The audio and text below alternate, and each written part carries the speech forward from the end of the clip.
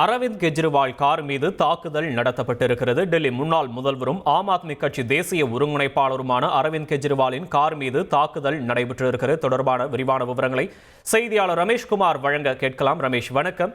இந்த தாக்குதல் தொடர்பான விவரங்களை பதிவு பண்ணலாம். ரமேஷ், வணக்கம். அரவிந்த் கெஜ்ரிவால் மீது பாஜகவினர் தாக்குதல் நடத்த முயற்சித்ததாக ஆம் ஆத்மி கட்சி குற்றம் சாட்டியுள்ளது. இது தொடர்பான வீடியோ ஒன்றையும் ஆம் ஆத்மி கட்சி வெளியிட்டிருக்கிறது. உங்க குழந்தைகளுடைய எதிர்காலத்தை பத்தின பயம் இனி வேண்டாம்.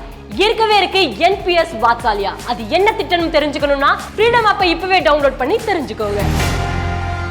டெல்லி சட்டப்பேரவை தேர்தலில் முன்னாள் முதல்வரும் ஆம் ஆத்மி கட்சியின் தேசிய ஒருங்கிணைப்பாளருமான அரவிந்த் கெஜ்ரிவால் புதுடெல்லி சட்டப்பேரவை தொகுதியில் மீண்டும் போட்டியிடுகின்றார். புதுடெல்லி சட்டப்பேரவை தொகுதியில் தன்னுடைய வாகனத்தில் அவர் பிரச்சாரத்திற்காக சென்ற போது அங்கு பாஜகவினுடைய வேட்பாளர் பர்வேஷ் வர்மாவின் ஆதரவாளர்கள் கூடி நின்று அரவிந்த் கெஜ்ரிவாலுடைய வாகனத்தை முன்னேறி செல்ல விடாமல் தடுத்து நிறுத்தியதாகவும், அப்போது ஏற்பட்ட கலவரத்தில் அரவிந்த் கெஜ்ரிவால் வாகனத்தின் மீது பர்வேஷ் வர்மாவின் ஆதரவாளர்கள், அதாவது பாஜகவினர், கற்கள் மற்றும் குச்சிகளை கொண்டு தாக்கியதாக ஆம் ஆத்மி கட்சி குற்றம் சாட்டியிருக்கிறது. அரவிந்த் கெஜ்ரிவால் மட்டுமல்லாது அந்த பகுதியை சேர்ந்த உள்ளூர் மக்களுடனும் பாஜகவினர் மோதலில் ஈடுபட்டதாகவும், இருப்பினும் பாஜகவினர் உள்ளூர் மக்கள் விரட்டி அடித்ததாகவும் ஆம் ஆத்மி கட்சி குற்றம் சாட்டியிருக்கிறது.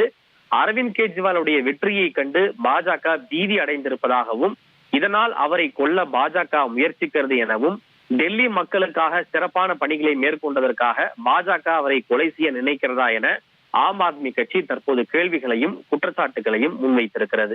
விவரங்களுக்கு நன்றி ரமேஷ்குமார்.